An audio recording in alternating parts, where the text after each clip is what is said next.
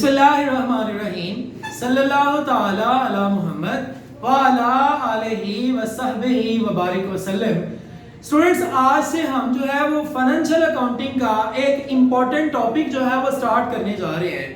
आज के लेक्चर में हम इसका इंट्रोडक्शन भी देखेंगे और उसका एक बेसिक क्वेश्चन जो है वो भी सॉल्व करेंगे, ताकि जो हम इंट्रोडक्शन के अंदर कॉन्सेप्ट्स को सीखेंगे उनको जो है वो बेहतर तरीके से अप्लाई भी करना आज ही सीख लें। और वो टॉपिक है accounts from non profit making organization. Accounts from non profit making organization पे बात करने से पहले हम देखते हैं कि नॉन प्रॉफिट मेकिंग ऑर्गेनाइजेशन क्या है। ऐसा अदारा जिसका मकसद नफा कमाना ना हो उसको हम कहते हैं नॉन प्रॉफिट मेकिंग ऑर्गेनाइजेशन। तो भाई ऐसे अदारे जिनका मकसद नफा कमाना नहीं है लेकिन वहां पर भी अकाउंटेंट काम कर रहा होता है। सबसे सादा और मशहूर तरीन मिसाल हमारे पास मस्जिद की है। मस्जिद का खजांची होता है ना, जी बिल्कुल होता है। उसको आप अकाउंट्स की जुबान में अगर स्पेसिफिकेटेड नाम दें तो आप उस खजांची को कह सकते हैं कि ये हमारा अकाउंटेंट है। तो भाई मस्जिद का अकाउंटेंट है जो मस्जिद की आमदनियों और खर्चों का हिसाब किताब करता है कि मस्जिद को पैसे कहां से मिल रहे हैं और आगे खर्च कहां हो रहे हैं। तो अकाउंटेंट तो वहां पर भी मौजूद है। शौकत खानम हॉस्पिटल का अकाउंटेंट मौजूद है, मकसद नफा कमाना नहीं है उस अदारे का। Rescue 1122, ET ambulance service, Dawat Islami, ये वो तमाम ऑर्गेनाइजेशन के मैंने नाम लिए हैं जिनका मकसद नफा कमाना नहीं है लेकिन वहां पर अकाउंटेंट मौजूद है। तो सर अगर वहां मकसद नफा कमाना नहीं है तो अकाउंटेंट क्या कर रहा है वहां बैठ के? जनाब अकाउंटेंट वहां बैठ के इनकम एंड एक्सपेंडिचर अकाउंट बना रहा है। इनकम एंड एक्सपेंडिचर अकाउंट बनाने के लिए मेरे भैया हमें दो चीजें चाहिए होगी। हमें पहली चीज चाहिए होगी, ये मैं रेस कर दूंगा क्योंकि मैंने यहाँ पर क्वेश्चन भी करना है। तो इनकम एंड एक्सपेंडिचर अकाउंट बनाने के लिए मुझे एक्सपेंडिचर साइड पर रेवेन्यू पेमेंट्स को लिखना है। रेवेन्यू पेमेंट्स, ऐसी तमाम अदायगियां, ऐसी तमाम पेमेंट्स जो हम बार बार करें, मुख्तसर अरसे के लिए करें, जिसका फायदा थोड़े अरसे के लिए हमें हो, वो रेवेन्यू पेमेंट्स हैं, उनको हमने यहाँ पर लिखना है। और ऐसी तमाम वसूलियां जो हम बार बार वसूल करें उनको हम कहते हैं रेवेन्यू रिसीट्स। Revenue receipts. और जनाब रेवेन्यू रिसीट्स जो हैं वो तमाम की तमाम यहाँ पर लिखी जाएंगी। और रेवेन्यू रिसीट्स वो हैं जो हमें बार बार मिले और रेवेन्यू पेमेंट्स वो हैं जो हम बार बार अदा करें। ओके हो गया जी। हमने इसके अलावा जो कभी कभार मिलने वाली रिसीट्स होंगी, कभी कभार अदा करने वाली पेमेंट्स होंगी, उनको हमने नहीं लिखना। एग्जाम्पल के बाद सवाल के ऊपर चलते हैं। जनाब आप किसी को सैलरी पे करते हैं तो सैलरी हर माह पे होती है, रूटीन के साथ पे होती है। रूटीन के साथ पे की जाने वाली कोई भी अदायगी वो आपके लिए क्या होगी?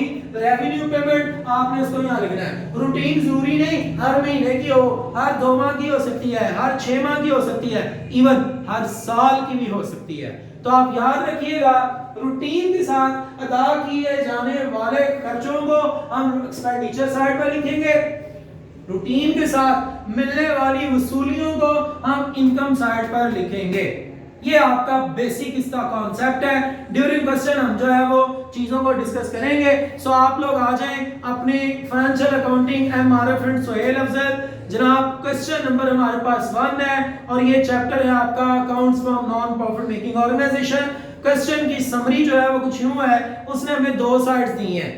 कौन कौन सी? एक उसने दी है रिसीट साइड, एक पेमेंट। रिसीट साइड पे उसने मिक्सचर दिया हुआ है। ऐसी रिसीट भी दी है जो हमें बार बार मिले, ऐसी रिसीट्स भी दी है जो कभी कभी मिले। पेमेंट साइड, ऐसी पेमेंट भी दी है जो बार बार हमें अदा करनी पड़े और ऐसी पेमेंट भी दी है जो हम कभी कभी अदा करें। हाँ, हमने इसमें से कौन सी उठानी है ये मैंने लिख दिया, अब इसको रेज कर देंगे जी बेटा। रिसीट साइड हमारे पास मौजूद है, जरा क्वेश्चन को डिस्कस करते हैं। हमारे पास है जनाब सबसे पहले बैलेंस 1 जनवरी 2005 का। जो बैलेंस ओपनिंग होगा उसको भी छोड़ देंगे, जो क्लोजिंग बैलेंस होगा उसको भी छोड़ देंगे। सर क्यों छोड़ेंगे? वो बैलेंस शीट में आके यूज होगा, अभी आपको बताता हूं जनाबे वाली। अब हमारे पास एंट्रेंस फी है, इसको हम वैसे तो लिखते हैं लेकिन क्वेश्चन के अंदर उसने इसके मुताबिक कुछ और भी बात की होगी, उसको फिर उसके अकॉर्डिंगली डील करेंगे। लेकिन फिलहाल मैं आपको बता रहा हूं कि ये लिखेंगे या नहीं लिखेंगे।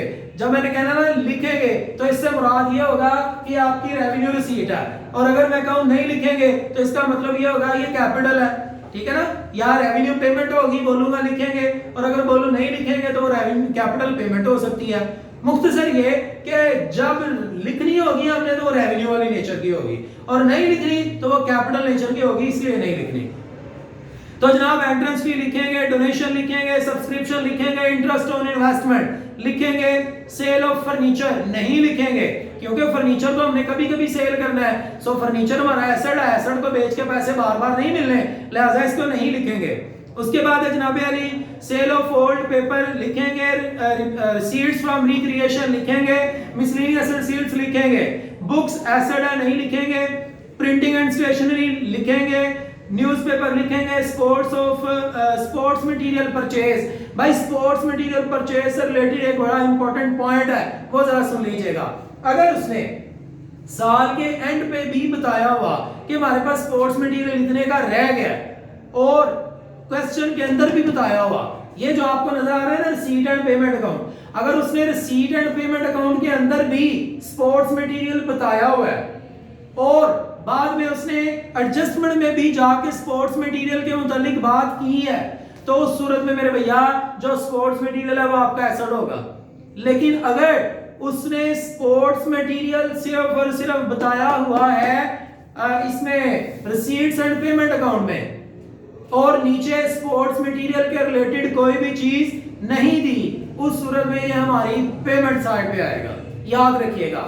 एक और हिंट देता चलूं, जब भी स्पोर्ट्स मटेरियल की डेप्रिसिएशन दी हो तो फिर वो आपका एसेट है, और अगर डेप्रिसिएशन के रिलेटेड बात नहीं की गई तो फिर वो आपका पेमेंट साइड पे आएगा। तो ये सिर्फ फिर आपका जो है वो एक्सपेंडिचर साइड पे आएगा, ये रेवेन्यू पेमेंट होगी। अभी क्वेश्चन में इससे मुतालिक बात होगी, सो आप उसको जरा साथ ही लिखिएगा, तवज्जो से सुन लीजिएगा। स्पोर्ट्स मटेरियल मैंने क्योंकि सवाल पहले भी पढ़ा हुआ है तो इसलिए मुझे पता है कि ये एक एसेट है। क्यों? क्योंकि एडजस्टमेंट में उसने जाके बोला हुआ है सबसे एंड वाली लाइन, स्पोर्ट्स मटेरियल वैल्यूड, साल के एंड में स्पोर्ट्स मटेरियल 4000 का रह गया, जबकि खरीदा कितने का था 5 का, तो वो 1000 रुपया किधर गया? वो हमारा एक्सपेंस हो गया, वो डेप्रिसिएशन है। अभी बात करेंगे इस पे। रिपेयर लिखेंगे, इन्वेस्टमेंट नहीं लिखेंगे, फर्नीचर नहीं लिखेंगे, सैलरी लिखेंगे। और आगे एडजस्टमेंट में कह रहे हैं capitalise entrance fee and donation. मैंने कहा था एंट्रेंस फी को भी लिखना है और डोनेशन को भी लिखना है, लेकिन एडजस्टमेंट में वो कह रहे हैं कि कैपिटलाइज है, जो चीज कैपिटलाइज होगी उसको हम नहीं लिखेंगे। ले स्टूडेंट्स, हम बात कर चुके हैं, सारे क्वेश्चन की समरी हमने शेयर कर ली है। अब जो है वो बातें जो है वो सारी साथ साथ होंगी। तो आइए जरा क्वेश्चन के ऊपर। जनाब सबसे पहले हमने एक्सपेंडिचर साइड बनानी है, और एक्सपेंडिचर साइड की से बनानी है जी पेमेंट साइड से। और पेमेंट साइड से हमने कौन सी चीजें उठानी है? Revenue payments. और रेवेन्यू पेमेंट्स कौन सी हैं जो हम बार बार अदा करें? तो आप जरा पेमेंट साइड को देखें और मुझे बताएं कौन कौन सी पेमेंट लिखी जाएगी पेमेंट साइड में। तो जी printing and stationery, printing and stationery, printing and stationery. जी मेरा बेटा स्पेलिंग कंप्लीट लिखिएगा आप लोग। 465। न्यूज़पेपर, न्यूज़पेपर ये भी आपको पता है बार बार खरीदा जाता है, लिहाजा न्यूज़पेपर भी यहाँ लिखा जाएगा। 110।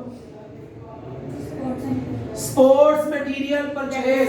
ये जो स्पोर्ट्स मटेरियल है ये हमारा एसेट है, हमने खरीदा था 5000 का। अगर आप एडजस्टमेंट में जाके देखें, उसने कहा स्पोर्ट्स मटेरियल साल के एंड पे कितने का रह गया? 4000 का। खरीदा 5 का था, रह 4 का गया है, तो ये 1000 रुपया किधर गया? ये डेप्रिसिएशन हो गया। आपने स्पोर्ट्स मटेरियल को जब यूज किया, यूज करने से उसकी वैल्यू कम हुई, तो आप उसको यहाँ पर डेप्रिसिएशन के तौर पर लिखेंगे। यहाँ लिखा जाएगा डेप्रिसिएशन ऑन स्पोर्ट्स मटेरियल। जी बेटा 1000 कैसे आया पता चल गया बेटे को? मैडम जी। नेक्स्ट बेटा रिपेयर भी बार बार होती है, आपको पता है। जी बेटा 650। सैलरी 1500। और बस जी अब आ जाए, एक चीज ऐसे और भी है, अच्छा वो उधर है, ठीक है वो बाद में पढ़ते हैं। जी बेटा अब आ जाए इनकम साइड। इनकम साइड जो है वो किससे बननी है? रिसीट साइड से। रिसीट कहते हैं वसूली को और इनकम भी कहते हैं, तकरीबन मिलती जुलती बात है, वसूली आमदनी। तो रिसीट से हमने वो रिसीट उठानी है जो हमें बार-बार मिलती है। कौन कौन सी? सब्सक्रिप्शन। सब्सक्रिप्शन, ये चंदा होता है जी जो आपको मिलता है जी 85 65 85 65। 65। Interest on investment. Interest on investment. Interest on investment, ये वो सूद है जो हमें बार-बार मिल रहा है। 200 पहली को भी लिखेंगे आप लोग। Next sale of old papers. 200 है ना जी। सेल ऑफ ओल्ड पेपर जी 65 4 65। 65 और जी Receipts from recreation। receipts from recreation। भाई रिक्रिएशनल एक्टिविटीज हैं जो आपको अम्यूज करती हैं, जैसा कि आम तौर पे हमारे कॉलेजेस में जो है वो फन फेयर, फेयरवेल, वेलकम, तो ये पार्टीज होती हैं, तो उसके बदले में तो अदारा कमा रहा होता है, तो वो जनाब वो रिसीट्स फ्रॉम रिक्रिएशन है 865 जी। रिसीट्स फ्रॉम रिक्रिएशन 865 और जी मिसलेनियस रसीट्स। मिसलीनियस रिसीट, मुख्तलिफ किस्म की जो आमदनियां हैं उनको इकट्ठा कर दिया जाए तो वो मिसलीनियस रिसीट्स बनती हैं जी मेरे बेटा। छोटी छोटी आमदनियां ये 125 125 लिख चुके हैं, तमाम मुकम्मल हो गया। एक चीज रह गई है, वो क्या रह गई है? आप जरा सवाल को गौर से देखें तो सवाल के अंदर में उसने बोला हुआ है सेल ऑफ फर्नीचर। हमने फर्नीचर बेचा है, फर्नीचर बेच के पैसे मिले हैं, ये पैसे हमें बार बार नहीं मिल रहे क्योंकि ये फर्नीचर हमारा एसेट है। एसेट से जो पैसे मिलते हैं वो बार बार नहीं मिलते, लेकिन ब्रैकेट में उसने बताया हुआ है कि फर्नीचर असल में था 1000 का और बिका कितने का? 600 तो 85 रुपए का। 1000 का फर्नीचर 685 में बिका, 315 रुपए हमें नुकसान हो गया। उस नुकसान को हमने एक्सपेंडिचर साइड पे शो करना है। जितने भी नुकसान होते हैं उनको हम अपना एक्सपेंस समझ लेते हैं। तो जनाब यहाँ पर loss on sale of furniture जो है वो लिखा जाएगा 315। क्यों जी? क्योंकि जो नुकसान है उसको हमने एक्सपेंडिचर साइड पर लिखना है, तो इसलिए लिख दिया है। फर्नीचर बेचा 685 का था, वो नहीं हम लिख रहे, वो वसूली है, वो वसूली नहीं लिखेंगे क्योंकि वो बार बार नहीं होनी। लेकिन ये जो नुकसान है ना, इस नुकसान को हम जो है वो यहाँ अपना शो करेंगे। तो अगर अब तमाम चीजें हम कर चुके हैं तो जनाब देखेंगे बड़ी साइड कौन सी है। जो बड़ी साइड होगी दोनों साइड पर लिखी जाएगी। इनकम साइड बड़ी है 10,000 to 20 10,000 to 20, इसमें से माइनस कर दी है तमाम चीजें, तो हमारे पास जवाब क्या आया? 5180। इसको हमने कहना है ये हमारा सरप्लस है। मेरे बेटा सरप्लस किसको कहते हैं? Excess of income over expenditure. जब आपकी आमदनी ज्यादा और खर्चे कम हो तो उसको हम कहते हैं ये सरप्लस है। ये प्रॉफिट जैसी चीज है, लेकिन हम इसको प्रॉफिट कह नहीं सकते क्योंकि अदारे का मकसद तो नफा कमाना नहीं है। लेकिन ये फायदे की बात है हमारे कि हमारी आमदनियां ज्यादा और खर्चे कम है। लेकिन अब ये हमारे पास जो है वो इनकम एंड एक्सपेंडिचर अकाउंट था। अब हमने बनानी है बैलेंस शीट। बैलेंस शीट के लिए हमें एसेट्स और लायबिलिटीज चाहिए।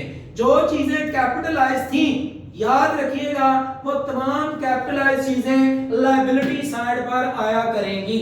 हमने जो ओपनिंग बैलेंस छोड़ा है, ये ओपनिंग बैलेंस हमारा कैपिटल फंड के खाते में आया करेगा। जो हमारे पास क्लोजिंग बैलेंस हमने सवाल के अंदर जोड़ा है वो हमारा कैश के तौर पे आया करेगा। तो ये जनाब कुछ बातें हैं जो मैंने आपको बताई है, ये हर सवाल में ऐसे ही आया करेंगी। क्या क्या? ओपनिंग कैपिटल जो है, सॉरी जो ओपनिंग बैलेंस है ये हमारा ओपनिंग कैपिटल के तौर पे यूज हुआ करेगा या कैपिटल फंड के अंदर आया करेगा। दूसरा जो क्लोजिंग बैलेंस है ये हमारा कैश के तौर पे यूज हुआ करेगा। जो कैपिटलाइज चीजें होंगी वो हमारी कैपिटल फंड में आया करेगी। अभी देखिएगा आपको बातें क्लियर हो जाएगी। आएंगे एसेट साइड पे। सबसे पहले तो एसेट साइड पे अब आपके पास सवाल है, उसमें सबसे एंड पे उसने दिया हुआ है बैलेंस सीडी। वो जो बैलेंस सीडी है ना वो असल में आपका कैश है। बैलेंस सीडी जो है वो आपका कैश है और हमेशा कैश ही हुआ करेगा जी। 3165 लिख लिया, ओके हो गया जी। उसके बाद अब आप बाकी अपने एसेट्स में देखें और कौन सा एसेट है? बुक्स आपका एसेट है, बिल्कुल बुक्स 6150 बुक्स है ना। लाइब्रेरी के लिए जो बुक्स खरीदी जाती हैं वो बार बार नहीं खरीदते, वो एसेट होता है, लंबे अरसे तक फायदा देती हैं। और जी स्पोर्ट्स मटेरियल, शाबाश, स्पोर्ट्स मटेरियल। इसकी डेप्रिसिएशन स्पोर्ट्स मटेरियल 5000 का हमने खरीदा था और हमारी डेप्रिसिएशन कितनी हुई है, ये देखे लिखा, डेप्रिसिएशन ऑन स्पोर्ट्स मटेरियल 1000। वो जो 1000 डेप्रिसिएशन है वो यहां से माइनस करेंगे, लेस डेप्रिसिएशन। मेरे बेटा डेप्रिसिएशन कितनी है, 4000। तो हमारे पास जो है वो सॉरी 1000 डेप्रिसिएशन थी तो आंसर 4000 आ गया। और हमारे पास कौन सा एसेट है, इन्वेस्टमेंट इन्वेस्टमेंट भी हमारा एसेट है। इसके ऊपर इंटरेस्ट इन्वेस्टमेंट जी, इन्वेस्टमेंट कितना है, इंटरेस्ट बेटा अगर तो उसने कहा होता ना कि भी लेना है फिर हमने लिखना था, इंटरेस्ट की यहाँ कोई बात नहीं है, इंटरेस्ट तो हम लिख चुके हैं, इंटरेस्ट ऑन इन्वेस्टमेंट जी। 2000 हमारी इन्वेस्टमेंट है, ये हमारा एसेट है। और कोई हमारा एसेट हो, फर्नीचर फर्नीचर हमारा एसेट नहीं भाई, वो तो हम सेल कर चुके हुए हैं, जो फर्नीचर हम बेच चुके हैं वो तो हमारे पास है ही नहीं है, तो हम उसको नहीं लिखेंगे। अब आप जरा अपनी बैलेंस शीट एक बचा ये वाली टोटल करें, चेक करें सही है, तब तक हम जो है वो इधर आते हैं जी। बेटा यहां पर हमें चाहिए कैपिटल फंड, कैपिटल फंड। अब कैपिटल फंड के अंदर क्या क्या शामिल है, कैपिटल फंड के अंदर जनाब जो कैपिटलाइज चीजें हैं ना वो हमारी शामिल है। कैपिटलाइज चीजें उसने दो बोली थी सवाल के अंदर, कौन कौन सी, एक उसने कहा था capitalise entrance fee and donation. जो चीज कैपिटलाइज होगी वो ऐसे कैपिटल फंड की आप हेडिंग देंगे और उसके नीचे लिख देंगे क्या चीज है, डोनेशन, डोनेशन और एंट्रेंस फी।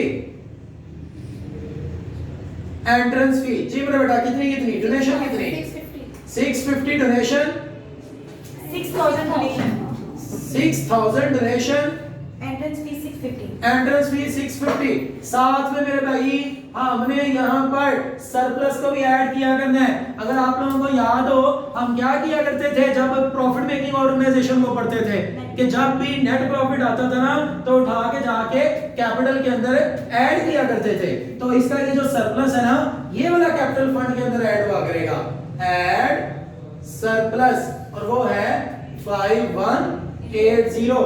ओके हो गया जी। ये टोटल किया तो क्या नहीं, एक चीज और भी है जो आपको मैंने बताया था, आपके पास है ना ओपनिंग बैलेंस, वो ओपनिंग बैलेंस है आपका कैपिटल फंड ही है। तो ये ले मैं फिर इसकी हेडिंग खत्म करके तो कैपिटल फंड को ओपनिंग जो आपके पास बैलेंस लिखा है वो बता रहा हूं, कितना जी ओपनिंग बैलेंस है 3485। तो वो कैपिटल फंड हो गया, ओपनिंग बैलेंस कैपिटल फंड हो गया, और उसके अंदर हमने जो कैपिटलाइज चीजें थी इनको ऐड किया, सरप्लस को भी ऐड किया, चारों चीजें ऐड की तो जवाब क्या आया 15315। इन चारों चीजों को ऐड करके ओके हो गया।